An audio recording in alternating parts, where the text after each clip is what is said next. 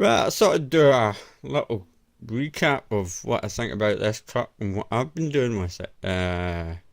It's a HPI Savage XS Flux. I've turned it into an FPV rig. It's not the nicest looking setup. Let me just take the cover off. You can have a look and see what I've done. I mean, it's not very impressive. It's just temporary just now until I get everything the way I want it. I'm actually going to redo the whole top casing the way I've done it. Now I'll show you what I've done. Basically the top casing is totally waterproof. I've sealed it off with sugar. You can see at the back I can actually push the wires up into the box, so the only way water's actually going to get in is if you're actually in a deep puddle, which it's going to be that high, you know, but I doubt that's going to happen. And just driving about or doing jumps or whatever, there's no water really going to get in there once I've connected all those cables together and plugged them in and pushed them up in there. That's my VTX. It's 600 milliwatts with my Airway antenna stuck up here. I've put sugar on the top again so it's waterproof, no water can get in there. And with the night owl camera that I've used, yeah, I've put black tape here, you can see. The way I cut it out, I messed it up, so I just taped around it so no water could get through. The only water that hits, it hits on the lens. I've left the battery inside, believe it or not. I'll just keep an eye on it to see if it puffs up or not, but I generally... when I'm not using it, I keep it in storage charge, so it should be fine. And what I have also done, I've connected wires underneath, if you can see. Not amazingly great. I've used the little mini Deans to connect my headlights up that are on the front there, as you can see. So I can basically drive in pitch darkness with this thing now. I mean, the night owl camera will let you see in the dark to a certain extent, but you still need a little bit of light in total darkness, so these little headlights help out a lot. And I got them from banggood.com. They were only like, I can't remember now, £2 or something. They were cheap, you know. Right, okay, moving along.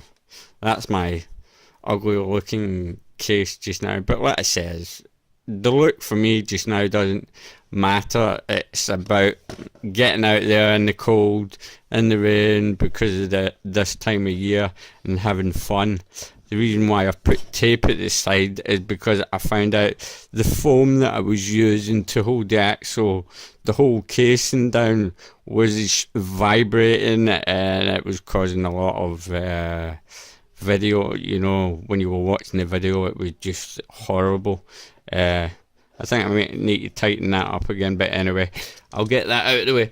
A couple of thoughts about the truck itself. Now, I've put the Big Joe 2 tires on with the Desperado wheels. They're great. I've been having a lot of fun with them. I was out the other night and it was absolutely pouring the rain, and I was aquaplaning, and it was great fun seeing on the camera the way the water was dispersing from the sides. And my shock covers, obviously, they're keeping my shocks nice and clean, which is great. Every time I'm out and I'm running it and it gets dirty, I just clean it off and get WD-40 and spray it all over, wipe it all down, and it comes out all nice and shiny. But there's one thing I did not. There's a couple of things. Everything's stock here. I haven't changed anything. But what I have noticed is when I have tested it to see how far it would go, when the truck's facing the back, when the truck's driving away from you, your antenna's here, of course. But as soon as you turn the truck and this is when you're trying for a long range test, you'll lose. It'll just go into fail safe. Now I've figured out the reason why that is. What they've done is they've rerouted the antenna all the way from the receiver box right underneath, up next to the ESC and out. So obviously the signal's coming out this way. Then as soon as you turn that truck, boom, you're going to lose signal. So what I'm going to do is I'm going to take the whole receiver wire antenna. I'm going to take the whole antenna out, and I'm going to make a little hole on top of the receiver box, and I'm going to put I'm going to make the wire come out there, so when it doesn't matter which way I turn the truck, I won't lose signal if I'm trying or going for a range test. I know that for a fact, and I'm going to do that, and I'm going to test it out in video, and do the exact same video that I have posted up on YouTube. And there's one more important thing, and this is a really important thing. It says the whole truck's waterproof. Yes, it's waterproof, but, and this is the but on the ESC, where you see the fan, where the fan connects right here. Don't know if you can get a real close-up shot here. Where it connects here, the red and the black wire, positive and negative wire that's plugged in here, there's actually holes on the top of the plug. Water can leak into there, and when it does, what it does is it won't short it out and blow it up, but what it will do is it will cause the ESC to go into programming mode, or what you will find is you will not be able to, you might not be able to drive forward, you might not be able to reverse, you might not get either, you know. That because it set itself in a programming mode.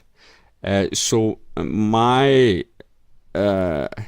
experience would be is to seal that plug up, not just down where it plugs in to get its power from, but on top of the actual plug itself. I've just used, again, sure good, my friend. I've sealed that all off, because I did have the problem where I was out driving it about, and the next day I went to drive it and it wouldn't reverse, and I was like, what the hell, it broke already? But it's not. This is what is causing it. Water's leaking into this plug, and it's causing it to go into program mode. There's one way to solve that problem. Usually you can let it dry out, but I tried that. I let it dry out to see if it would reset itself, but it doesn't. Now, the way to reset your ESC to factory default is quite simple. Firstly, you turn on your transmitter, then you turn on your ESC. What you want to do is you want to look at the other side of your truck. You want to press and hold down the setup button until you see a green and red light flash twice. After it's flashed twice, just turn it off, turn your transmitter off, unplug everything, and basically that's you done. What you will need to do is do your setup from when you got your truck as brand new. You'll need to recalibrate your ESC to your transmitter, just the way it tells you in the book, okay? And that should be you all good to go. Anyway, thanks for watching this video. I hope you enjoyed me mumbling on and showing you what I've done to my truck. I'll be doing a lot more with it in time to come, but can't even get time to fly. It's so boring. Thanks for watching. Don't forget to like and subscribe, and as always, happy RCing, happy flying, happy trucking, and I'll catch you guys later.